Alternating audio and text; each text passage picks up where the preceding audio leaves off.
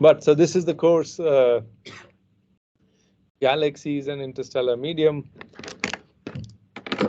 And I already told you about myself. Shaugata is the TA, and we'll use Teams. I hope all of you have taken one course in astrophysics, like some basic astrophysics, like Introduction to Astrophysics or Fundamentals of Astrophysics or something like that. You know, it's a good idea to read up a little bit while you are doing this course, read up the background a little bit. It's not like, it's not saying that without doing a basic astrophysics course, you cannot do this course. You can. But it's a good to know basics of, you know, things that we'll be talking about. 5 or 6, the bread and butter undergraduate courses, if you're done, that's good enough. Okay, everyone has done that, right? Okay, very good. If you don't understand something, just ask. Since it's a small class, it will also be somewhat informal. You know, you can always interrupt me and ask questions. So this is sort of the organization of the class. So we'll be having 45 hours. So it's a 3:0 course. So that means there are 45 lecture hours. There'll be mix of slide and whiteboard. Basically, the derivations and the like, I'll just use the board. And it's an in-person class, but we'll be communicating through Teams. So sign up on Teams, and this course material, reading material, and all that will be on Teams. So let me actually show you what all the Teams interface looks like. So for example, so this is the general channel. We will post homework problems. Okay, so when we post homework problems, you don't have to submit physical copies. Just scan it on your app on the phone and just upload it. Okay. This is class notebook. Is, for example, where we will write things, and it will just be saved there. For example, here, if I click, so say lecture 1. Okay.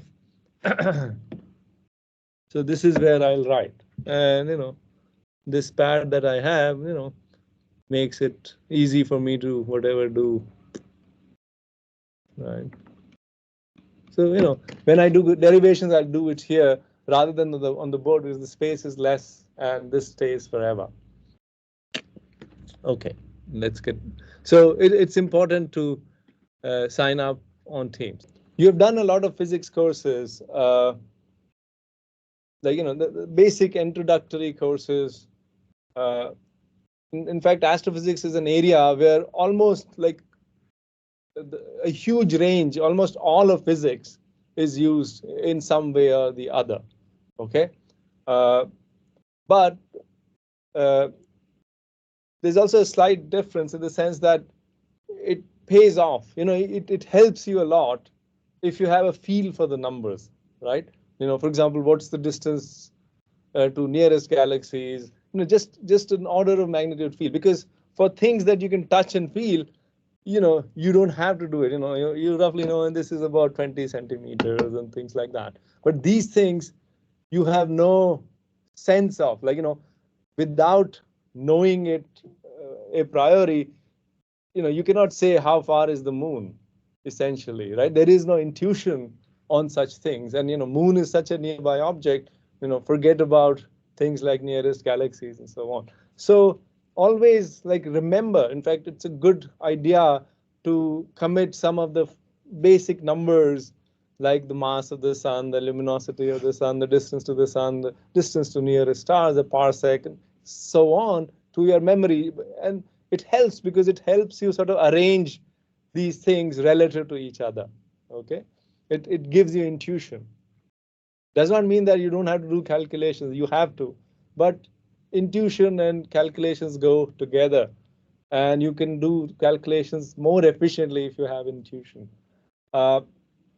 So I would actually recommend developing feel for numbers and actually committing useful numbers to memory.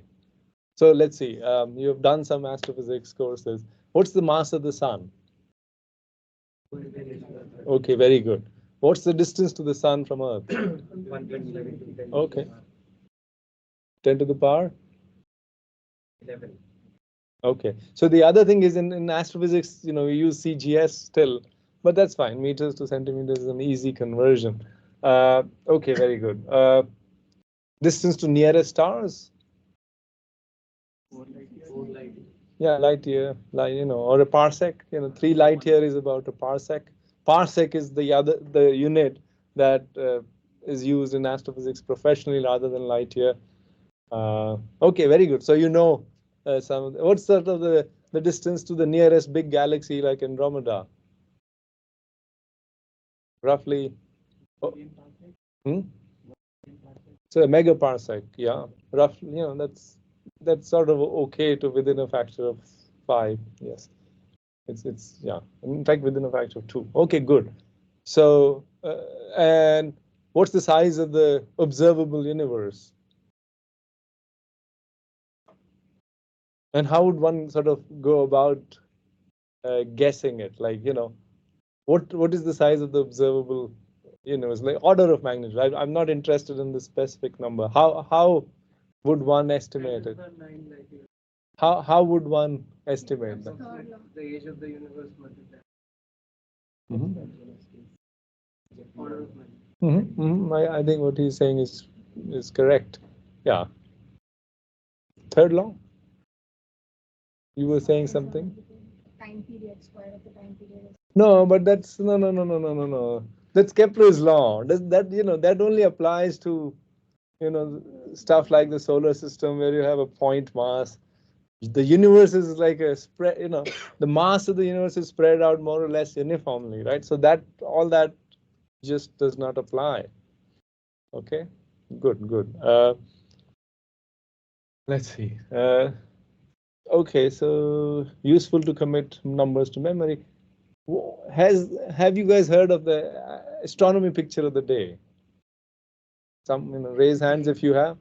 Yeah, it's actually a nice website. It shows every day an image which is related to astronomy. In fact, we can actually click and see it. What does it show up? Okay, so this is some sort of a rocket projected on the moon, and it has some description. Let's see. So can a rocket make the moon ripple? No, but it can make a background moon appear wavy. So it's sort of, refraction. Like if you see through a fire burning, you see the building behind dancing and stuff like that. But this is just a fun picture, but it also has some serious, not some actually, a lot of serious astronomy images as well. Let's see.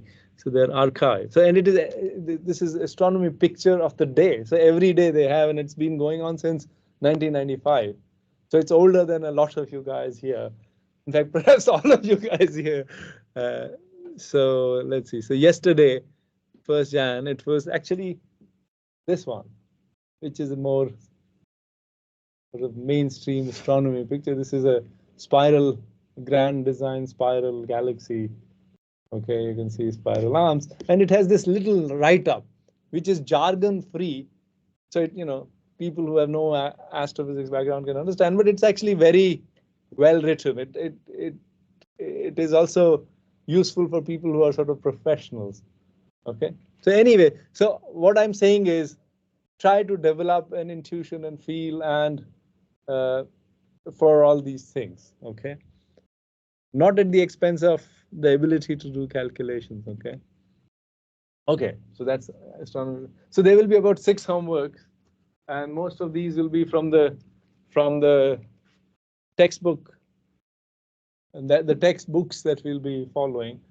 And so there's 10 credit, 10% weight for homeworks, class participation, and cooperation. So let me tell you what cooperation is. So as I mentioned, I'll be recording these lectures, okay? And there'll be about 15 of you in the class. There will be 45 hours of recordings. I will ask your help in editing those videos, not one of them for 45 hours, but split between the number of students. Okay, my radiative processes course, which is also online, is not edited in the sense that there like wait, because it was also done as this. So last time I did not have this idea to tell the students right at the beginning that this is one of the things that carries marks. Okay, and not just marks. It's a good thing to know a little bit of video editing in the modern age. Okay, so prepare for that. Okay. Anyway, you're gonna, it's not like watching some random video, which you anyway do. I know.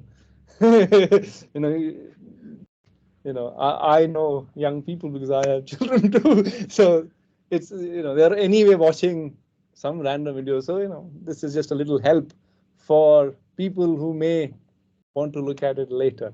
Okay. So not a lot of weight, but it's more of a request from my side. Okay, so then we'll have midterm and the final exam, which is 30% each. So 30, 30, 60 plus 10, 70. And then the most important part of this course is we'll have a course paper presentation. Okay, you guys choose a paper of your choice, and at the end of this semester, we will have the presentation on that. And the paper has to be related to Galaxies and ISM and the material that we cover. It can be broadly related. It need not be like something that we have covered in the class, but it should be falling under this in these areas. Okay. And you can choose classic papers. You can choose recent papers. There's a lot of like exciting stuff coming in Galaxies.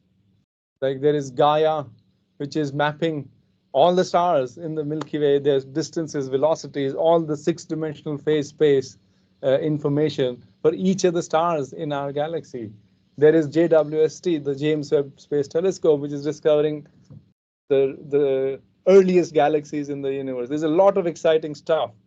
Okay, you start on this right away so that by the end you have actually chosen a good paper. A good paper does not necessarily mean that it's very well read and there are a lot of people looking at it, talking about it. It should also be presentable in 15, 20 minutes. It should not be an enormous paper which you cannot digest and present at the end. So look at all the aspects and choose the paper wisely. You can talk to me, Shogata, among yourselves and make a decision. But there is a lot of exciting stuff in this. This course paper presentation is not an element of all the courses. There are courses like quantum mechanics 1. There you won't have it. It's that's like a bread and butter. Whereas the nature of this course is quite different. Right? Even within astrophysics, there are courses like radiative transfer, radiative processes, which are more like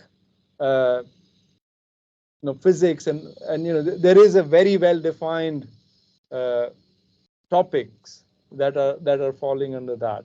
But this is almost like an open vast land of there's a lot happening. So this last component, this course presentation part, will give you a chance to just have a glimpse of what's happening in research in these topics. Okay, so keep all this in mind. This will stay like this. So better to start with looking up for papers right away. So there is this website archive where there are recent papers. So these are called preprints, and in fact most of the physics papers nowadays are posted on such preprint servers. So this is an example of the list of papers which appeared today, and you can see there are detection and mitigation of glitches in LISA data. So this is on gravitational waves, somewhat futuristic stuff, and then formation and evolution of stream of Soho Creutz's sun grazers. And this is a solar physics paper, and so on. So here you'll also find galaxy papers. Let's see.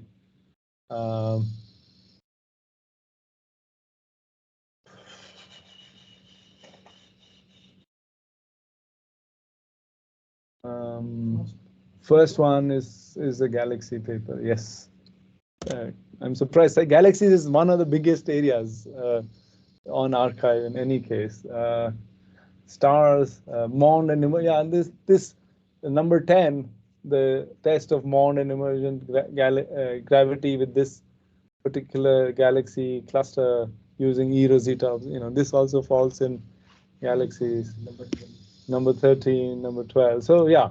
So anyway, this is where papers appear, and you can actually look at it to choose the paper that you want to present. But my feeling is there are like these classic papers, old papers, also papers which have like been written by JWST but become so famous and everyone is sort of reading them. They're well written and also readable. So you should choose papers which you can digest and also which are interesting to read.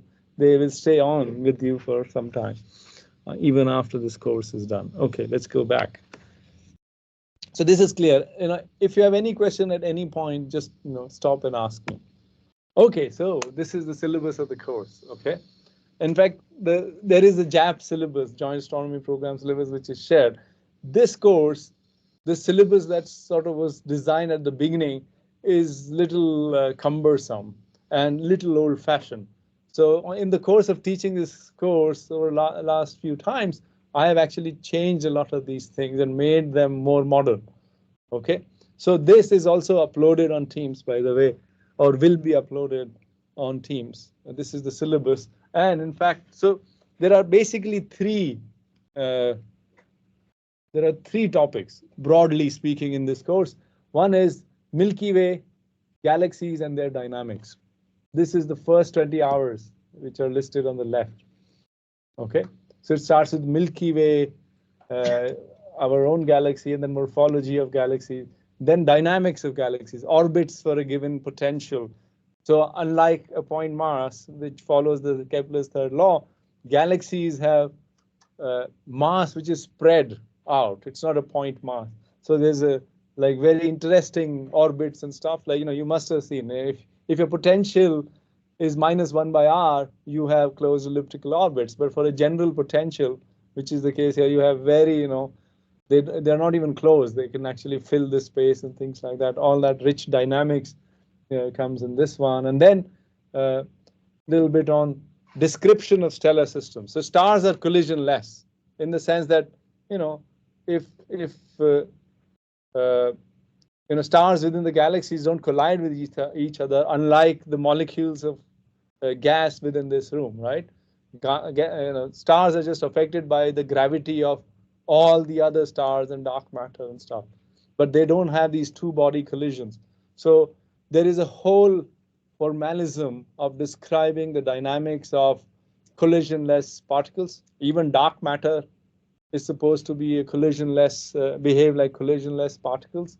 So there is this whole, if you have collisionless particles, then you cannot use fluid equations, for example, right? You have to go back to the kinetic theory. You have to deal with the distribution functions.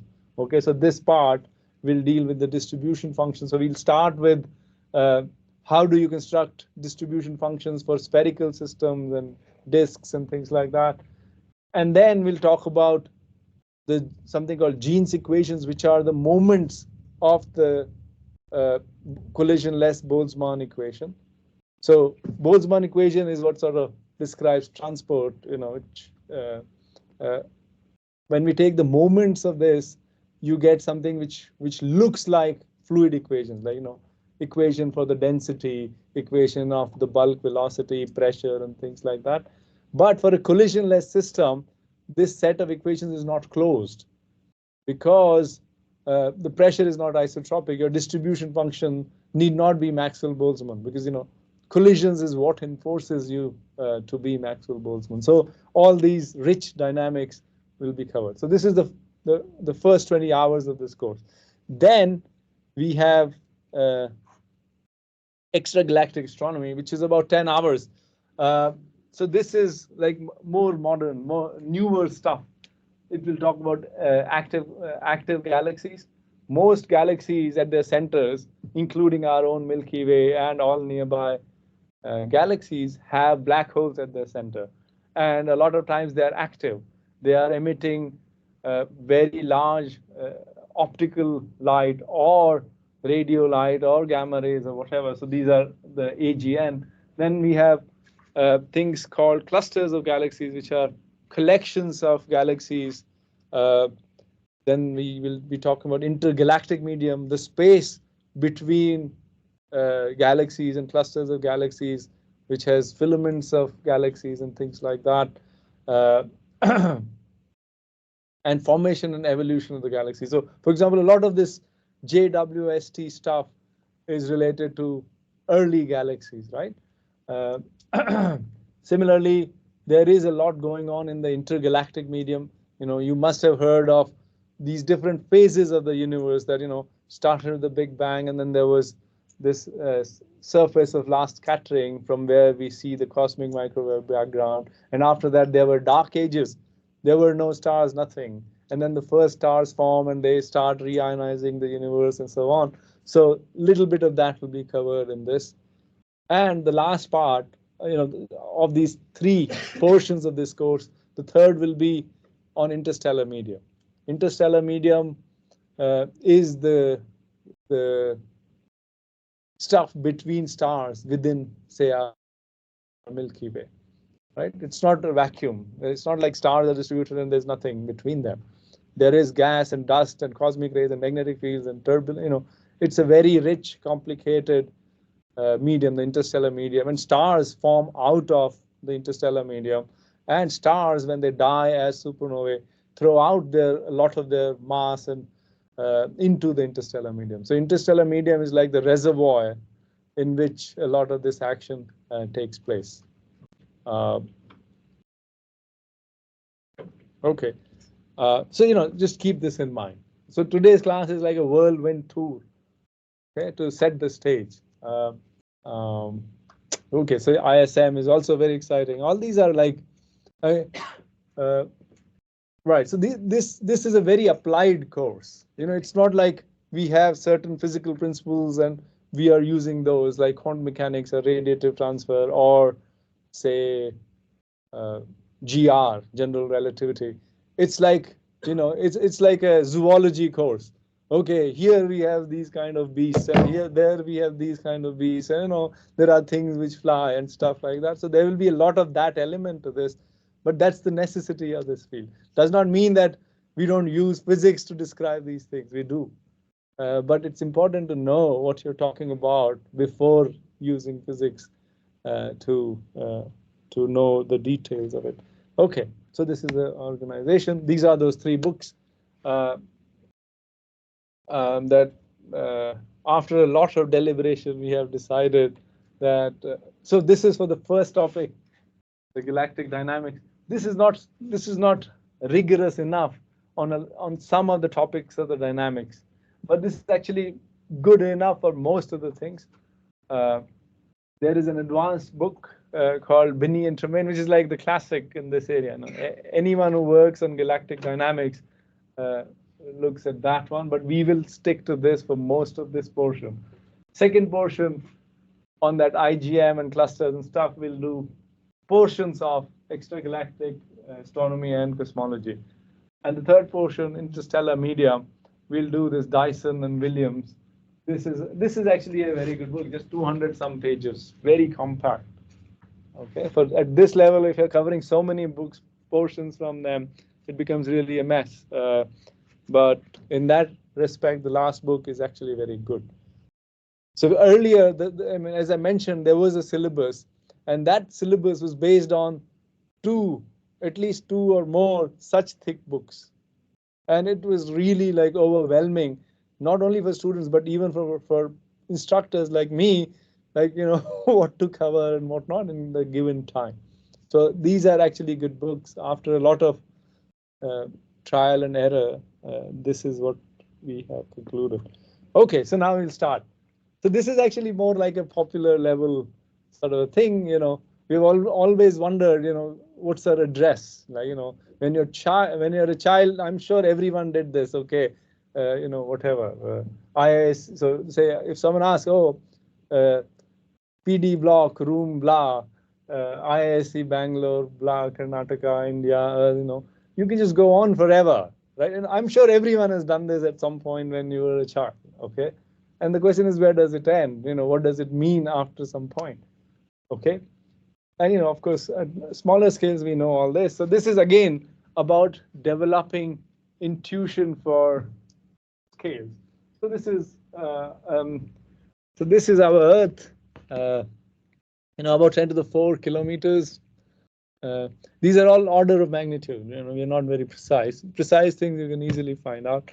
And then the inner solar system. You can actually see the inner planets. This is the Earth and Mercury and Venus and stuff. Outer solar system. This is actually not just the outer solar system. This like Jupiter and so on are not that far away. This actually is the edge of the solar system. Very far away. Where the solar system just ends. Actually, here you can actually even see these outer planets and other things. I cannot actually see. So just sort of see the scales.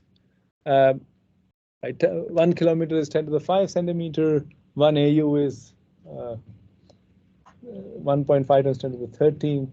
1 parsec is 3 times 10 to the 18 centimeters. So roughly, to give you a scale, a parsec is about 10 to the 5, 2 times 10 to the 5 AU.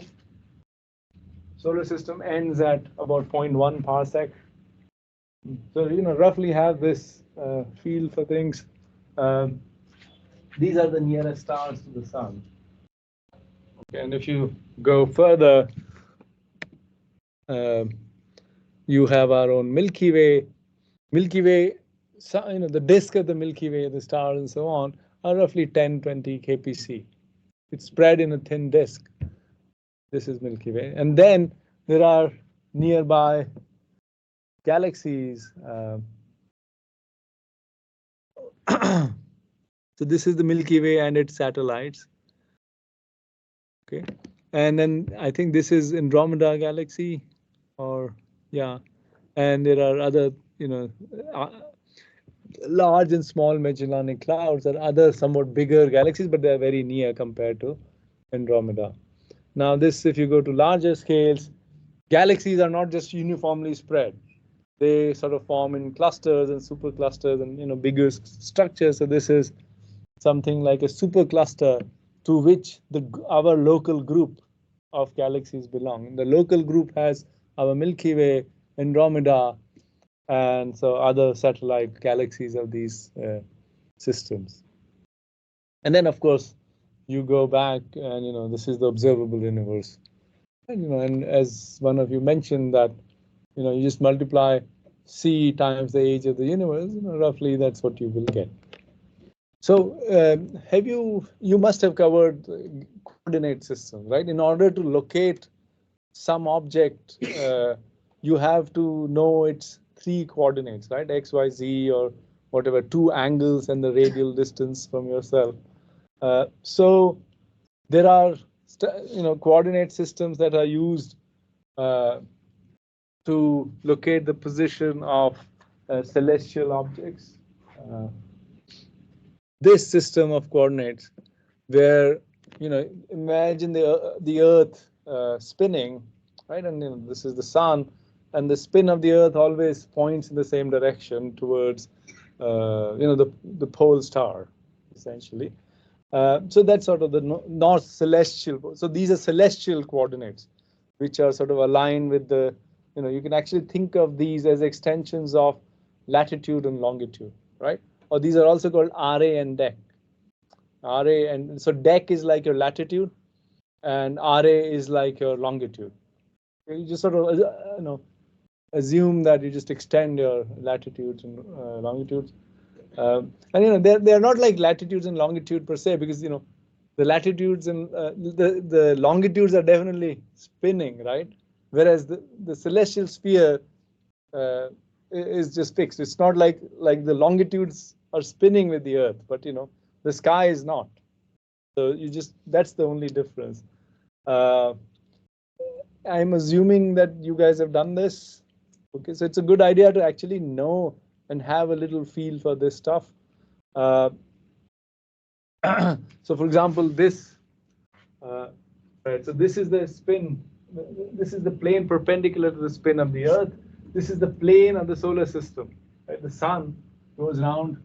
There's a 23.5 degree inclination between these two planes. So if you look, if you are Earth centric, if you look at the location of the sun, of the sun at different times of the year goes around like this. Okay.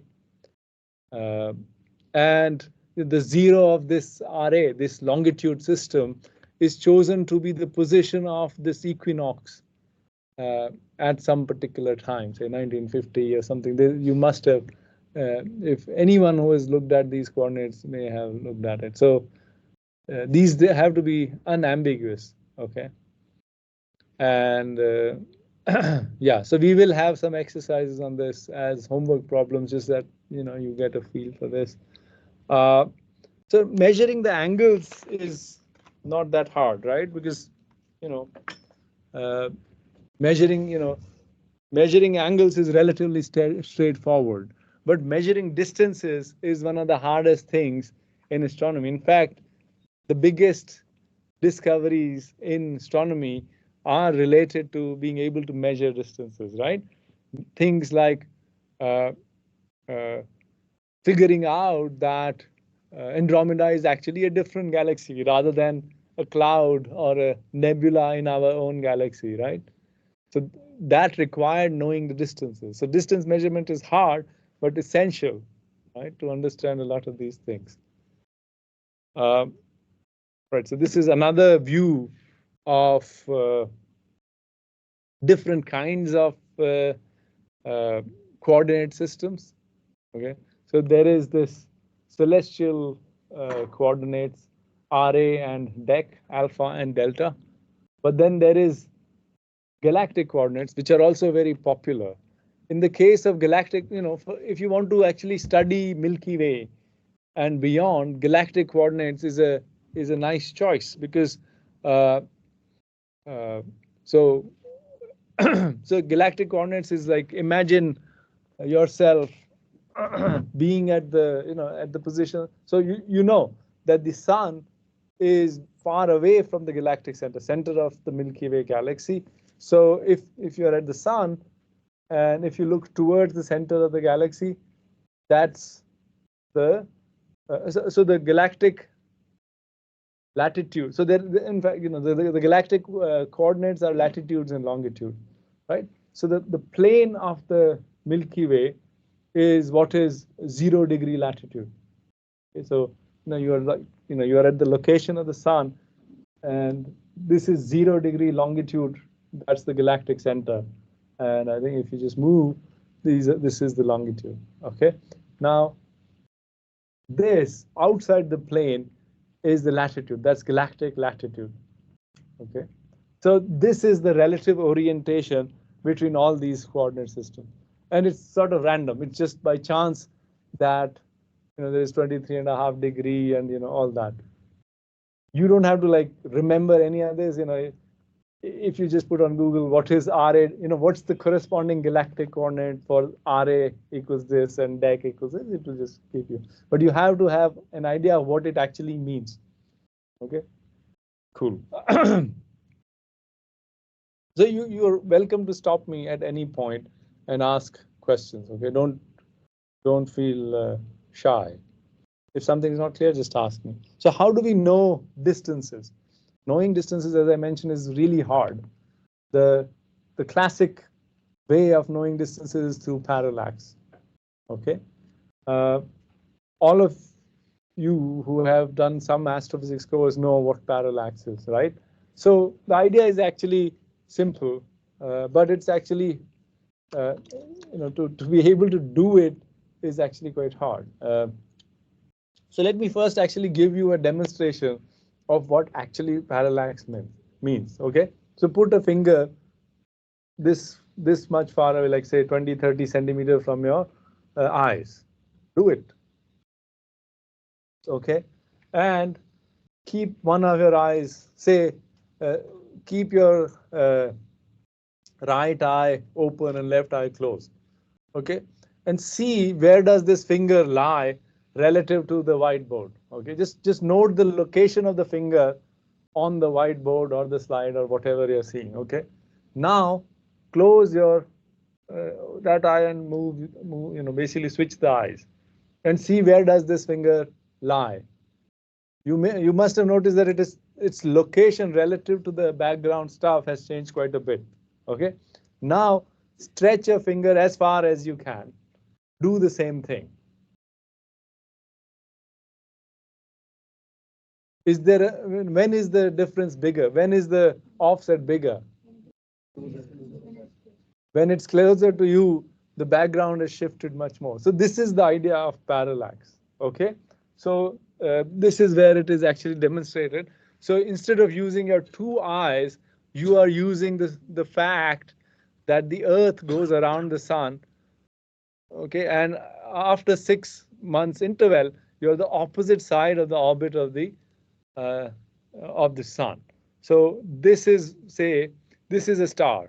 Okay, and this is when you measure the, so this is a nearby star, okay, this is a nearby star, and these are distant stars, far away stars. Their parallaxes are tiny, okay, so they are essentially fixed stars, but this is a nearby one. So if you watch it from this position, you see it located between these two stars, okay, and if you watch it from this position, you see it apparently located at this position, okay. So this angle is called parallax angle, okay, and this is related to this distance between the sun and this star. So the math is very easy. In astronomy, all angles are small. So tan theta, sine theta is theta, always. So a lot of times when you're starting, you just get obsessed about, oh, sir, this is tan theta, sine. Just all angles are tiny. The biggest things, like even things like the moon and so on, are just half a degree, which is a small angle in radians, right? So small angle is fine. Okay, so now if you do the geometry, this 1 AU divided by, so what is so this unit parsec for distance is actually related uh, to this parallax angle, this angle, okay. So if you put an object at a distance of 1 parsec, it should give an angle P which is equal to one arc second.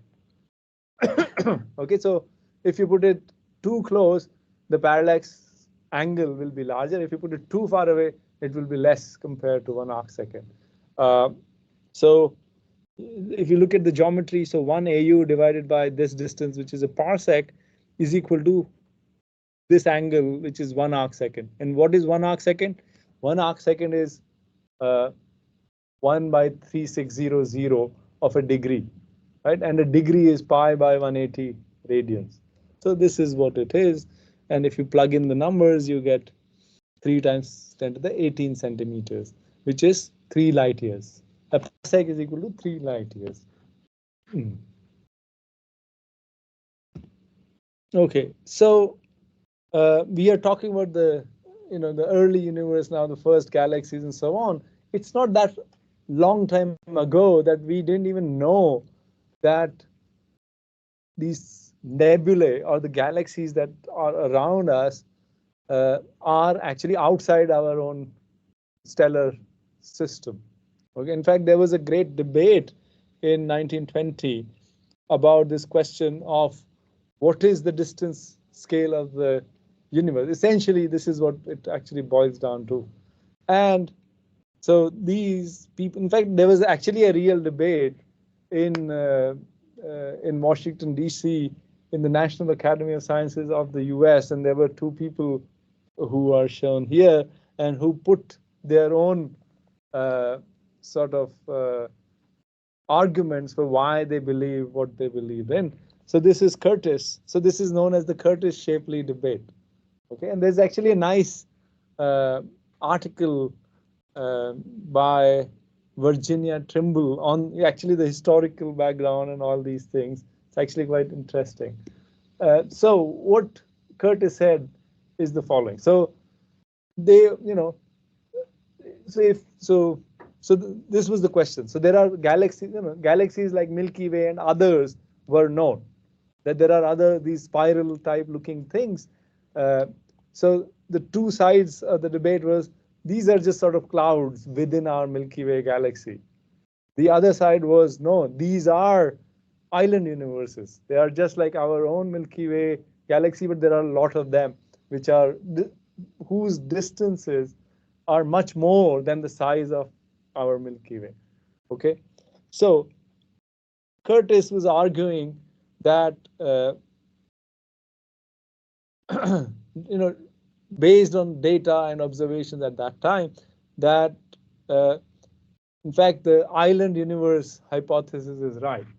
And what was his reason to believe that? So people had observed. So there are things called novae. Novae means a new star, and they are like transient events. Like suddenly a star, an object brightens, and it stays bright for months, and then just sort of becomes dim. These are novae. Novae are sort of smaller versions of supernovae. You must have heard of supernova explosions. Novae happen because of explosions on white dwarfs. So suddenly it brightens and stays bright and then just goes off. So what Curtis, in fact, he used his own data for this. He noted was that if you look at these these nebulae like Andromeda and the others, the number of novae happening in those is much higher than a random place in the sky. So what would that mean? That would mean is that these things are actually like galaxies which are far away, but they have so many of these brightenings happening, right? So this was actually a very solid argument that these things are not just like a cloud within. Why would you have this special place which has so much more activity? One of the ways in which you can explain it away is that you put it far away, but the number of those things will still be high if you're able to observe them. Novae are reasonably bright. Okay, so this was one of the arguments. Okay, and this was his own data. In fact, his model for the location of the sun in the Milky Way was like this.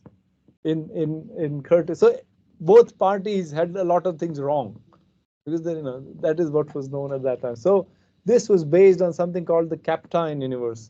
So Kapteyn was an astronomer in Groningen in the Netherlands, and they had assembled the location of the stars and mapped the Milky Way. And what he said is that if you look at different directions, you do see like less number of stars. You do see less number of stars in at some angle compared to within the plane of the Milky Way, but you don't see the forward and back difference, right? If you are, say, in this case, suppose here, if you're far away from the center of the Milky Way, you should see more stars in this direction than in the opposite direction, right?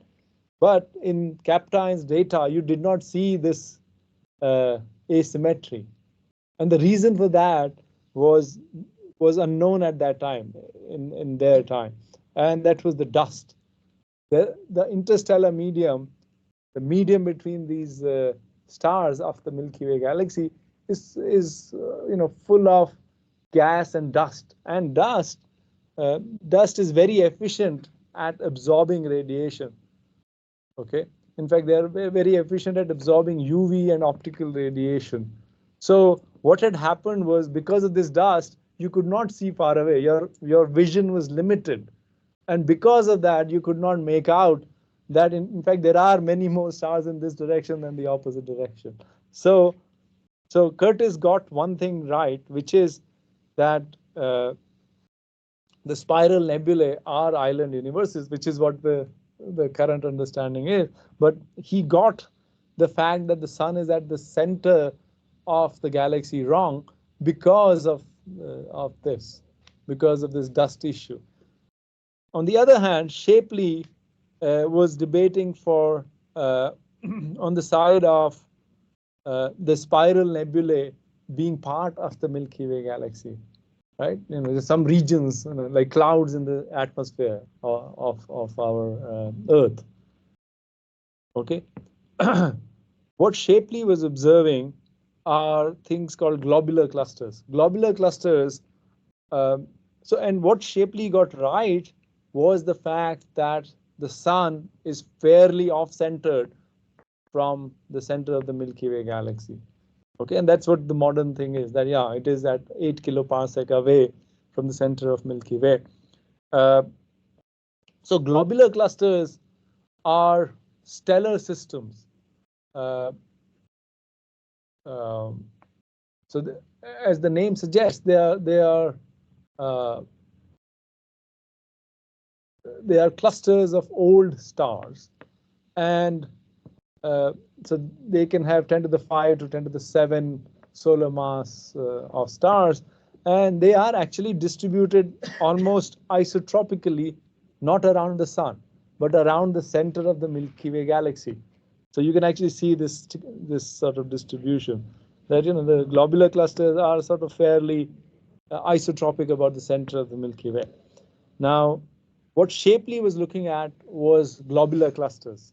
Okay, and what he noticed was that there is a higher number of globular clusters towards one direction than the opposite direction. So he was able to notice this anisotropy that Kapteyn was not able to in his star maps. And the reason for that is stars are concentrated in thin disks, whereas globular clusters are like spherically distributed. And because of this, most of the absorption due to dust is limited to the disk of the ISM, disk of the Milky Way. So if you're looking in the disk, it's like seeing through the fog. But if you're looking out of the plane of the Milky Way, the absorption issue is not that much because the column of dust is less, right? So because of that, he was able to figure this out. So there were many aspects of this debate, and they talked about all. In fact, there were like absurd observational claims as well that you see the motion of the arms of the some of the spiral galaxy on human time scales, which is right absurd. So there. In fact, I share that article by Trimble on Teams, and you can actually check it out. Now, this question was unsettled, and this question was unsettled because we didn't know distances to these island universes. This was somewhat of an indirect argument that you have a large density of novae in these systems, so they must be like our own Milky Way island universe, but far away. What you needed was the distance measurement. Okay, you can do parallaxes only in the neighborhood, right? Let's see. So 1 parsec is about the distance of the nearest stars, right? So you can measure an arc second, but getting a precision of angle which is much better than arc second. So the say Andromeda galaxy said it's at megaparsec, a million parsecs. You will need 10 to the minus 6 arc second of precision in order to use parallax to know the distance of Andromeda. That's impossible, right? You cannot measure. I mean, every measurement has a precision. Okay. In fact, even getting the parallaxes right was a big, even for the nearest stars, was a big deal. You all have heard of Jacobi in mathematics. In fact, he was the one who sort of got some of the parallaxes of most nearby stars working extremely hard and figuring out all the technical things to measure angles and stuff. So parallaxes have been around only for, like, since 1800s. It's not like we have known the distances to even stars so long ago. And forget about galaxies. So in this time, we didn't know the distance. In 1920, we didn't know the distance of Andromeda. So how did we know the distance of Andromeda galaxy? We had to find some other way of measuring distance. And that was actually enabled by this astronomer Henrietta Leavitt, who was at Harvard uh, along with Shapley. But of course, being a woman, she did not get uh, a lot of credit for her discoveries as much as Shapley and others got. But of course, she was known in the community. She was known that for the discovery of something called a standard candle. So using a special type of stars which are called cepheids. Cepheids are variable stars, okay, and they have some time variability, like dimming and brightening, dimming, brightening, and they have some sort of a time scale, like a time period for this, and that time period for dimming and brightening is related to their inherent uh, luminosity. So she was able to calibrate these kind of special stars uh, using parallax. So you look at nearby cepheids, whose distance you know from parallaxes, and then you say, okay, they have some temporal variability, they have some time period, and then you say, oh, they are correlated. The time period and the actual luminosity of the star are correlated, and so you don't understand the physics of why that comes out, but you know that this is how it is. So then you use it as a standard candle. So she calibrated it for nearby cepheids and then used this to measure the distance of, say, Andromeda. In fact, that was what Shapley did. Using her, she was the one who calibrated all this, and then he measured cepheids in Andromeda and said, oh, this is this much far away. And of course, we have Hubble here. In fact, Hubble is the one who measured the distance to Andromeda. Yeah. These guys calibrated the cepheids. In fact, Hubble was the one who had uh, access to the largest telescope of that time in Mount Wilson, and he was the one who could find cepheids in Andromeda. Cepheids are bright stars, but not as bright that you can find it so easily. You need big telescopes. So he had the telescope. He knew about Henrietta Leavitt's calibration and say, oh, we have a cepheid there. Once you have it, you measure its time period, you know its luminosity, you measure the flux, and then you know the distance. Okay, so I mean the idea of standard candle is extremely easy. Being able to use something as a standard candle is the hard work. And in fact, so here you see that he was on the wrong side of that debate, right? And then Hubble sent a telegram to him. In fact, I started reading a little bit of history.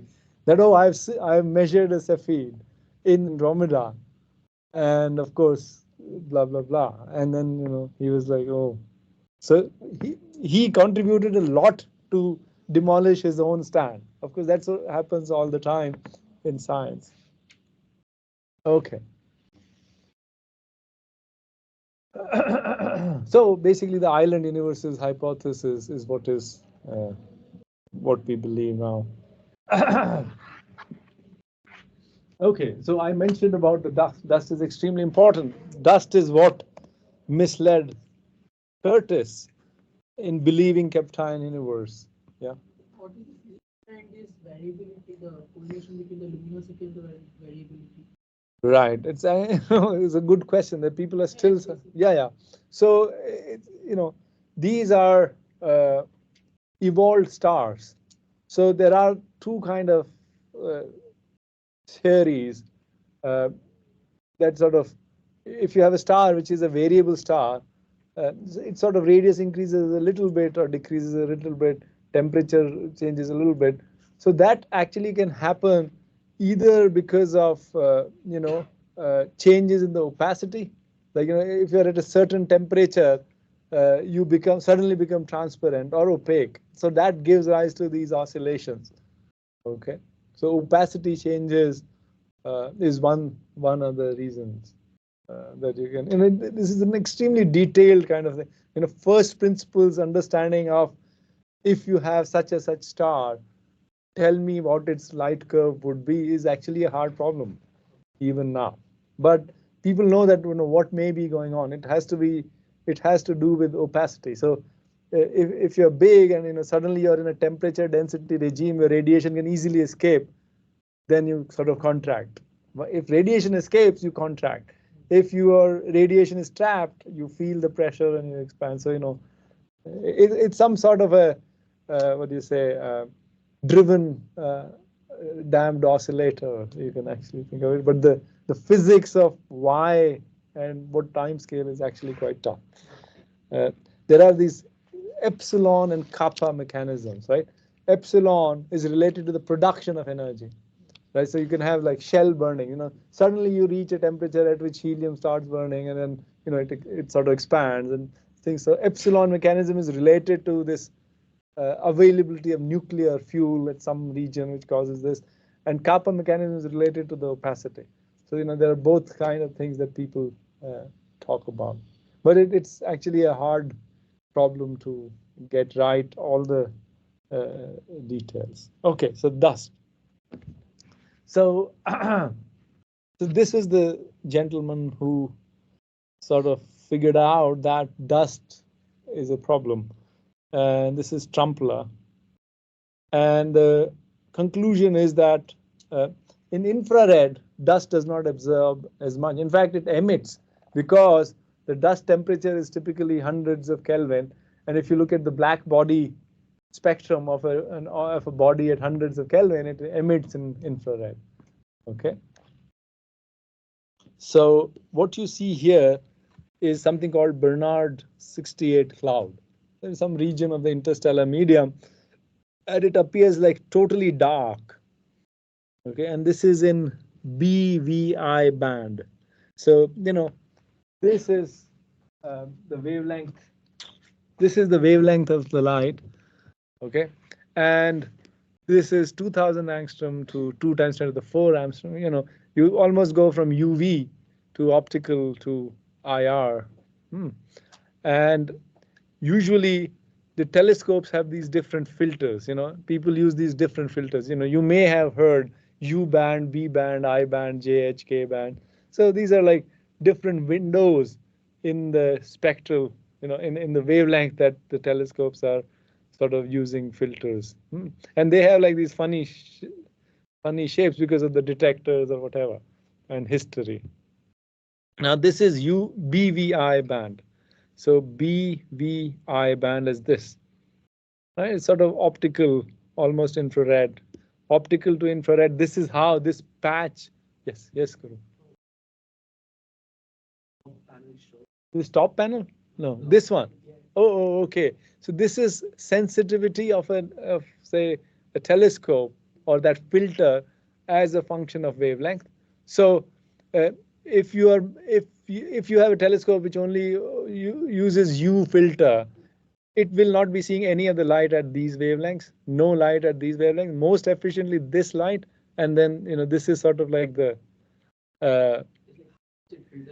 yes, that's correct. So this is the wavelength at which the response. It's efficiently collecting photons. Okay. Yeah. Good. And this is just the bottom panel is just 3 stars, the spectrum of 3 stars, and let's see how much of. So which of these 3 stars is the most massive? Just from the spectrum, can you tell me? Just first raise your hand, maybe. It's sort of a very simple question. Which are these 3 stars? Sun, M5111, or M53, or Vega? Which one of these is the most massive star? Vega. Why is that? That's correct. Absolutely right. Right. So if you look at the black bodies sort of, and by eye a black body fit, you see that this sort of peaks here, whereas the sun peaks here and the M star peaks here. So the more massive star is hotter, and that's why its black body peak is at smaller lambda. Okay, so now this is the same region of the sky, but in BIK band. So B, K, and I. So the K band is actually, somewhat of a far infrared region, and that's what brings in these stars which were previously hidden. These stars were behind this dust veil, but in infrared you can start seeing them because absorption is less. Okay. Anyway, this is like modern stuff. This is this is not what Trumpler did. This kind of data was not available to him. What he did was he was studying young star clusters. Star clusters are generally have similar sizes, similar physical sizes if they have same number of bright stars. Okay, so what he was studying was star clusters, and what he found was, uh, so if two star clusters have same number of bright stars, they are sort of the same size. So he could actually get a sense of size independently. So from size, you know the distance, right? You know the relative distance. If you know the size, it's sort of like a standard ruler. If I put a ruler here, angle is smaller. If I put it far, is bigger. And if I put it far away, the angle is bigger. So using that, he could get a sense of distances independently of their brightness, and then say, oh, I know this distance. And then he said that, oh, because of the dust, we are so we are overestimating distance, right? Because of the dust, it appears dim. What we do is we don't account for the dust, then we say, oh, it's very far away. So this is the kind of things that were happening for the Kaplan universe. Okay. Dust is actually one of the biggest difficulties in observations. Okay, so these are some of the, okay, so this is the standard candles. We talked about these cepheids. In fact, this ogle is an experiment with just looking at millions of stars all the time and just monitoring their light curves. It's also used for something called micro lensing, because you essentially need light curves. How does light change with time for like a million stars? These are, I mean, the x-axis is here time. Let's see, what is it? Phase. The x-axis is phase. So you have one essentially two oscillations, two periods are here, and the shape of all these are actually very different, right? This is very different, this is very different, and what you see here, the numbers that you cannot see here, this is p equals 1 day, 1.7 days. This is p equals 47 days. Okay, and this is 17 days, 10 days, 7 days, 4, and so on. So we see the period, and this is magnitude. Uh, Magnitude is another thing that uh, acts as a barrier for physicists who want to do astrophysics. Magnitude is a traditional unit that's used for flux and for luminosity in astrophysics. And there are like historical reasons for this, and also yeah, there are reasons why it is there, and it's just a little step. So I mean, it should not be the reason that you do not, you stop having interest in astrophysics. It's just too beautiful to, to stop having interest just because it's such a silly reason. It just takes, 2 hours for you to become an expert on magnitudes. Okay, so don't worry too much about it. So this is magnitude. I think this is absolute magnitude. A lower value of absolute magnitude means brighter, more luminous. So this star is more luminous. Next, and this is the least luminous. You can see 16.6 to 15.8 to 14.9 and up to 12. Okay, so what this figure shows is that the guys which are brighter, like this one, have a longer period, and that is what the standard candle calibration is all about. In fact, this is Leavitt's paper. And what's shown here is the maximum brightness of the star, minimum brightness of the star, which is like the cepheid star. And this is star period. It actually shows the same thing, which I was talking. A longer period means a brighter star, and this is actually magnitude. So basically, let's say if you look at this, so the top thing is this point, and the bottom thing is this minimum, and this is, let's say so this is maximum brightness, this is minimum brightness, and that's what is plotted here. And you see it's pretty well correlated. So that's why these can be used as standard candles. And you see, a lot of times physicists have this tendency, oh, we don't understand it. How do we move ahead? This is how. Of course, you don't understand it. We should try to understand it. Some of you guys should go and understand it, but that should not stop us from using it. It's like, engineering and technology. We don't understand everything. If something works and it behaves at what you're supposed, like say, so suppose superconductivity works, and you know how this is superconductor, and if you're not able to understand it, that's your problem. I'll just go and make the trains or whatever, right? In the same way, you have to be practical. Sometimes, especially physicists have this, almost borderline arrogance. Oh, we don't understand it. This must be wrong. Yeah, it must be wrong for some people at this time, but there is something in there, right? And we should not just abandon that path. So this is an example of something which we don't understand, but that has proved, to be very useful. Utility is perhaps more important than being able to understand something. Of course, you strive to understand everything, but there are limitations. Okay. So coming back to magnitudes, so the flux is what you measure. So flux is energy received per unit area per unit time, right? F. Luminosity is energy emitted per unit time. So the sun's luminosity is 4 times 10 to the 33 erg per second.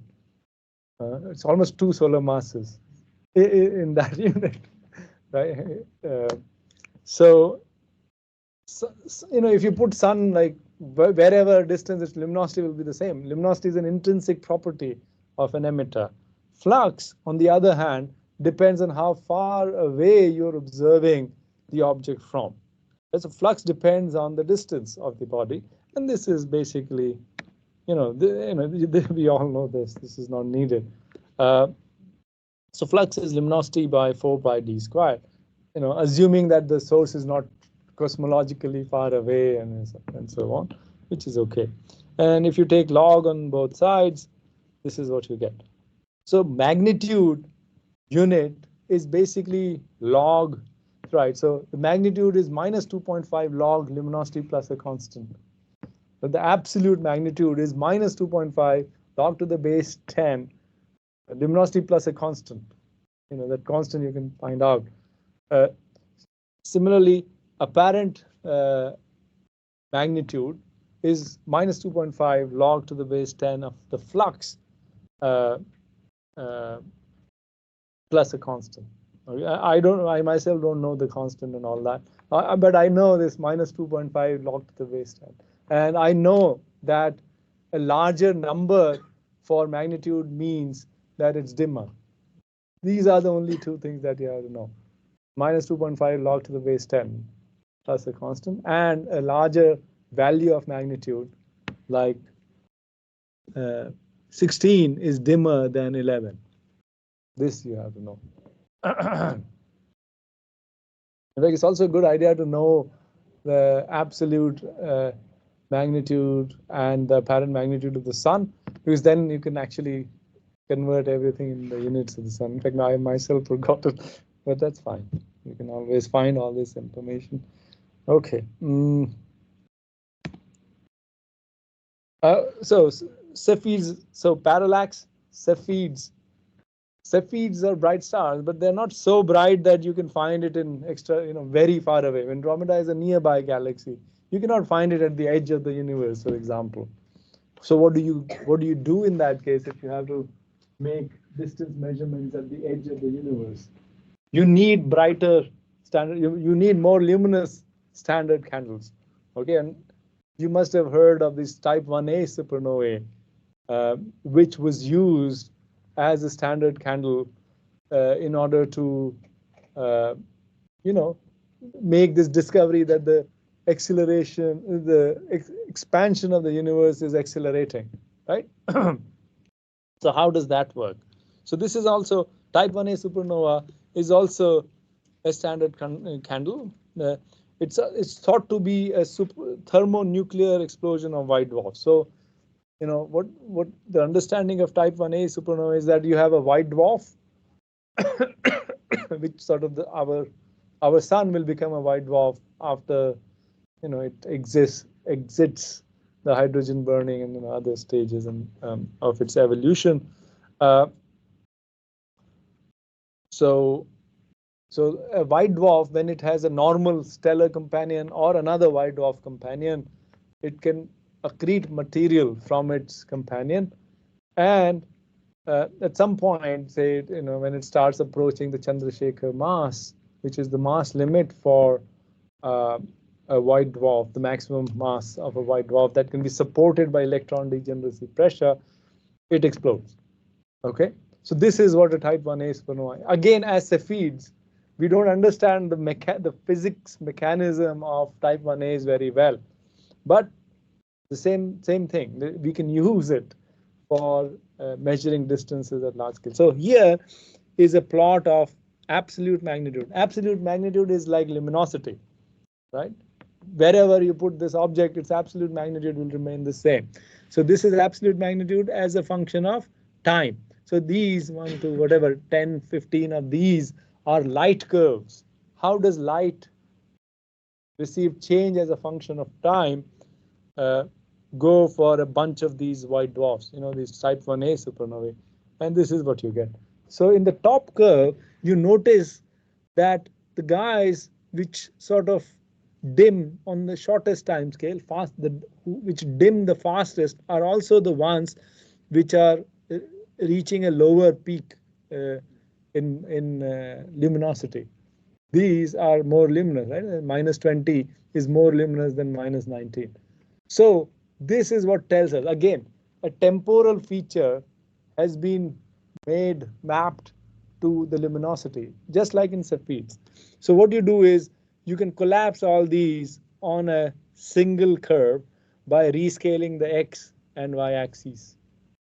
Okay, and this is the process of making something a standard candle, right? You know, you have correlated the temporal change, which is observable, into something which is an intrinsic property of the object. So this is how white dwarfs are used as standard candles. And being much brighter than these cepheids, they the 1A's allows knowing the distances of very far away objects. Okay, to cosmological distance like redshift 1 and beyond, and that's why you could actually see, oh, there is this accelerated expansion of the universe. So here is a cartoon of the physics of this type 1a supernova. Then you have a companion, you know, you have accretion of material from one, you know, the one star to the other, and then right. So when it sort of approaches Chandrasekhar mass, whatever the carbon or oxygen, neon, whatever the white dwarf is made up of, it will start burning, and the whole of the star gets burned on a very short time scale, and there's nothing left actually after. There is no compact object left after the type 1a supernova. Everything is sort of blown away in the explosion. That's what the picture is. Unlike type, you know, the core collapse supernova, in which you have a spinning neutron star, which can stay back as a remnant, or a black hole. Okay, so let's see. Okay, so we'll actually end the class here because it's already 1.